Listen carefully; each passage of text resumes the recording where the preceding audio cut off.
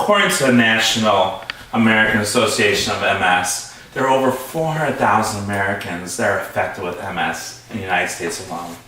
My name is Manny Jones. I'm an RN. I've done thorough research on this, and I have patients that I see on a weekly basis with MS. My goal for you is to discuss what MS is, some key concepts, how we diagnose it, signs and symptoms of MS, and our goal to come to a conclusion to have a better understanding of this disease. Everyone in this room knows someone with MS. I begin explaining what MS really is.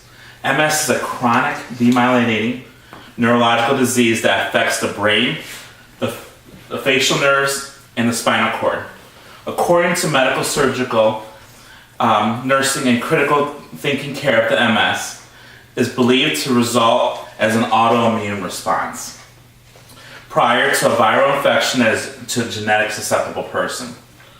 Keep in mind, MS is a demyelinating disorder. What is myelin? Myelin is a fatty, white material that forms a thick layer over each axon for some neurons. This thick material acts as insulation to help transmit the signals across the nerve pathway. With MS, it's damaged, so the signals are not going to transfer all the way through. There's going to be a delay in response. Now I'll discuss some of the symptoms of MS. First of all, you got neurological. They're going to be forgetful.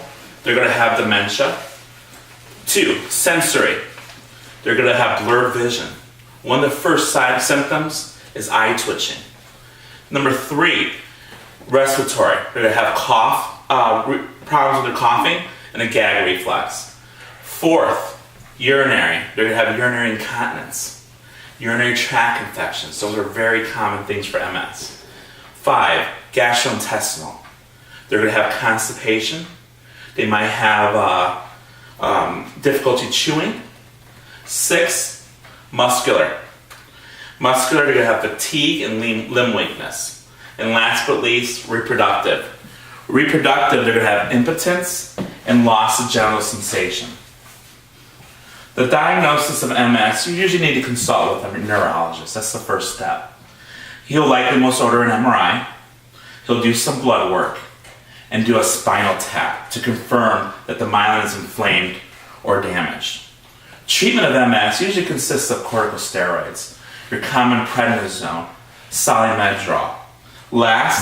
Secondly, is the immunomodulators. These slow progression and reduce the number of relapses. The last drug of choice is Tysabri, a very effective drug. However, we need to monitor this drug because it's very strong, and it has some severe caution with PML, which I'll talk about later on. According to the Handbook of Multiple Sclerosis and National Society, the key concepts of the disease is the following. First of all, the typical problems happen in the patient's prime of life, between 20 and 40 years old. Females, their predominance is 3 and 2. They typically get it more. Most patients have some disability within 10 to 15 years of having MS. It can occur in any ethnic group. However, it's more common in Northern European. Genetic factors are a slight risk in determining what causes disease progression. Lastly, there are certain things a person can do to manage their MS.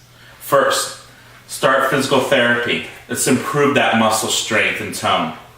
Attend a support group. That's very important. Speak to others about the disease and the great attribute of dealing with this disease. An MS patient should have a proper diet and have very adequate sleep. Finally, notify their doctor if their symptoms are getting worsened. I believe if you notify the doctor right away, the first symptom or worsening condition is key to preventing MS exacerbations. In conclusion, I hope you have a better understanding of MS. I discussed signs and symptoms of every body system that the MS attacks. I discussed key features of ethnic groups, genetic factors, and is more typical in Caucasian females. Lastly, there is hope for these patients with MS. Patients who manage their symptoms, stay healthy, and notify their doctor as soon as their condition worsens. My purpose is to provide awareness of the disease and provide hope for the MS patients. Thank you for attending my speech. I hope you enjoyed it.